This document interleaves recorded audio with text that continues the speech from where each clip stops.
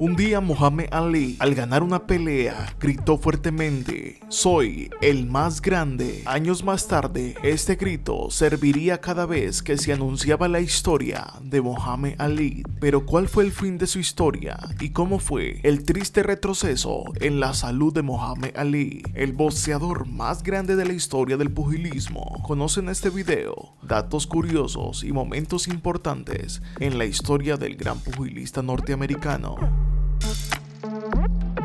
Cassius Marcellus Clay nació el 17 de enero de 1942 en Louisville, Kentucky. A los 12 años comenzó a practicar en un ring para defenderse de los pandilleros de su barrio y a los 18 años ganó su primera medalla de oro en los Juegos Olímpicos de Roma de 1960. Ese fue el principio de una carrera deslumbrante. Clay supo desde el comienzo llamar la atención, pues su forma de pelear no era nada ortodoxa y por los ataques verbales a sus oponentes se volvió figura controversial. El 25 de febrero de 1964 derrotó por nocaut técnico a Sonny Liston para ganar el campeonato mundial de los pesos completos. El día siguiente de su pelea con Liston, anunció su conversión al Islam y poco después renunció al nombre que le había dado su padre para volverse Muhammad Ali, símbolo de una época de cambios y protestas contra la guerra, la injusticia y el racismo. Después se impuso a peleadores como Floyd Patterson, Einar Tyrrell y Zora Folley, antes de ser despojado en 1967 de su derecho de boxear profesionalmente por negarse a combatir en Vietnam. Tiene el récord perfecto de 29 victorias, 22 de ellas por nocaut, pero el sistema le cortó las alas. Ha sido considerado uno de los mejores de todos los tiempos, para muchos el mejor. Fue una figura social de enorme influencia en su generación, en la política y en las luchas sociales o humanitarias a favor de los afroamericanos y del Islam. Se caracterizó por su estilo alejado de la técnica tradicional, porque era un conocedor del deporte y de sus contrincantes. Fue dirigido la mayor parte de su carrera por el entrenador Angelo Dundee y sostuvo memorables combates contra renombrados pugilistas de su tiempo, pues se cree que la etapa de los años 70 fue la mejor en la época de este deporte, pues antes de Muhammad Ali este deporte estaba decayendo y después de él el pugilismo tenía una fama asombrosa. Se cree que Muhammad Ali hizo que este deporte fuera conocido a nivel mundial. Peleó con grandes de este deporte que si estos hombres pelearan hoy le darían una paliza a cualquiera que se les enfrente. Nombres como Archie Moore, Henry Cooper, Sonny Liston, Floyd Patterson, Arnie Tyrrell y Joe Frazier. También a George Foreman y Ken Norton. También, si quieres conocer la historia de George Foreman, uno de los contrincantes de Ali, te dejo el link en la descripción y en las tarjetas. 6 de las peleas de Muhammad Ali han sido consideradas como las mejores del año por la revista The Ring. Vertía opiniones claramente irreverentes sobre sus oponentes. Fuera del cuadrilátero, Muhammad Ali se erigió como una figura con influencia social desde los años 60, cuando se opuso a su reclutamiento por parte de las Fuerzas Armadas de su país durante la Guerra de Vietnam. Pese a los rechazos de los defensores del nacionalismo estadounidense, formó parte de la organización religiosa de la Nación del Islam, y aunque se ganó retractores por su conducta independiente de los estereotipos sobre los afroamericanos, a partir de 1970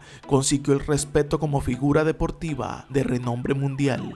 Algo que caracterizaba a Muhammad Ali era que era un hombre simpático, muy sonriente, con muchas fuerzas, pero ante su contrincante era letal, era capaz de hacer críticas que lo ofendieran directamente. Entre los numerosos reconocimientos, recibió la Medalla Presidencial de la Libertad, el ingreso al Salón Internacional de la Fama del Boxeo, el título del Rey del Boxeo por parte de la CMB, deportista del siglo XX por diferentes medios deportivos.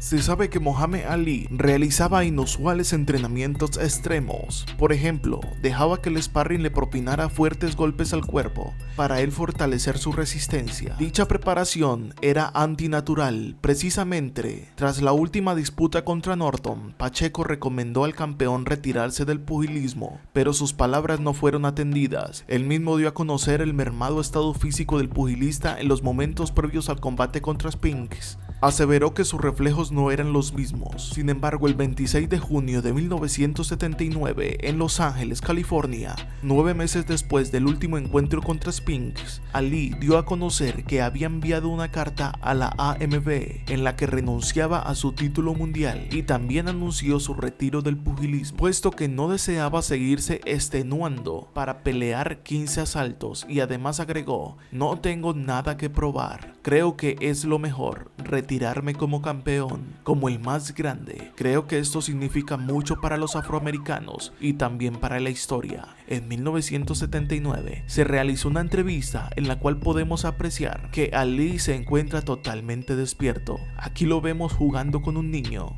En ese momento, Ali tenía 37 años, hablaba con fluidez, pero su entorno cercano sentían que Ali estaba cambiando demasiado rápido. Él ni provino de tan alta autoridad en esta actividad como este que hoy hemos escuchado.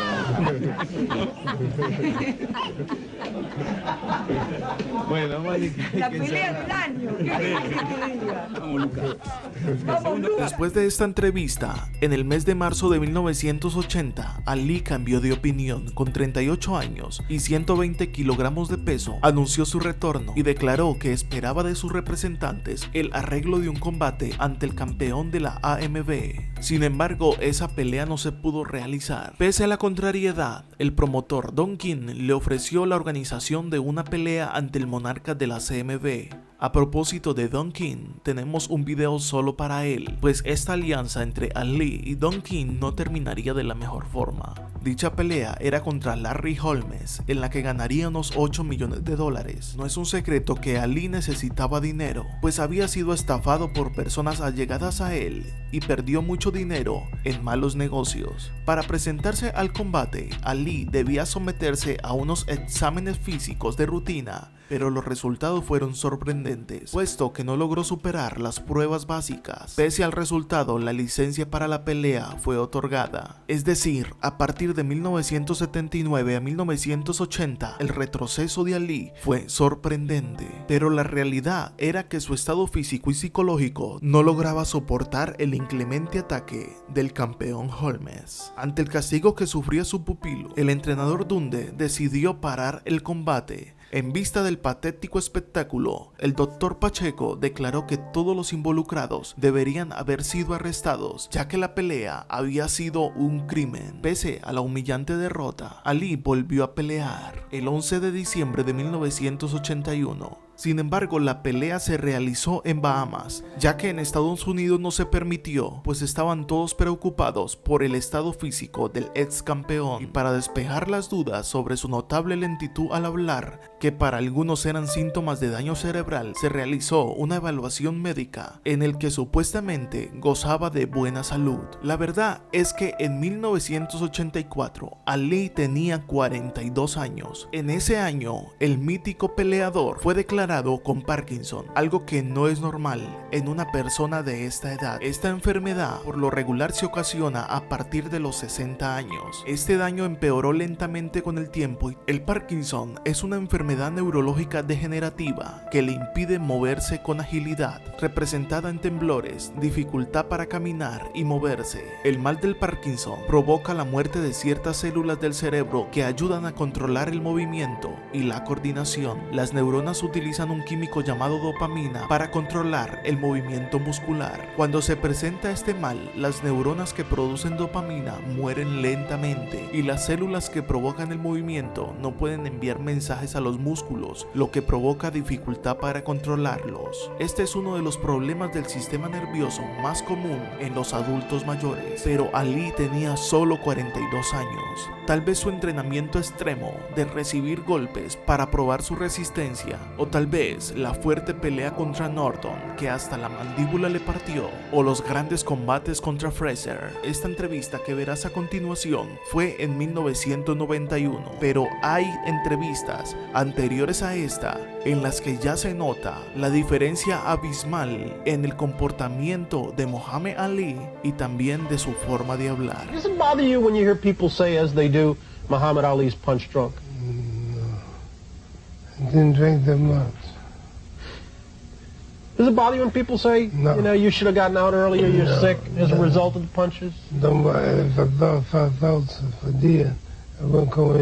Algunos dicen que fue por haberse retirado muy tarde del pugilismo, pero la historia nos dice que no, pues hay otros que se han retirado con mayor edad y hoy en día cuentan con más de 70 años y gozan de buena salud. La única verdad es que en este deporte existe un mal en común, es la demencia pugilística. Es una enfermedad neurodegenerativa o demencia que puede afectar a los boxeadores tanto aficionados como profesionales, así como también atletas de otros deportes donde sufren conmociones cerebrales. Es una variante de la encefalopatía traumática crónica. Los síntomas de la demencia pugilista se desarrollan progresivamente, con una media de aparición alrededor de los 12 a 16 años después del inicio de una carrera pugilística. Se cree que la enfermedad afecta alrededor del 15% al 20% de los boxeadores profesionales. Hay movimientos entre algunos profesionales médicos que piden prohibir este deporte desde la década de 1950.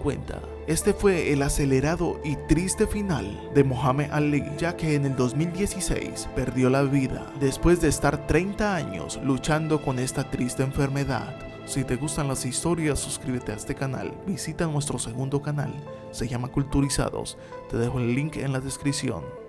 Bye. And he's named after you. Yes, he's called Cassius.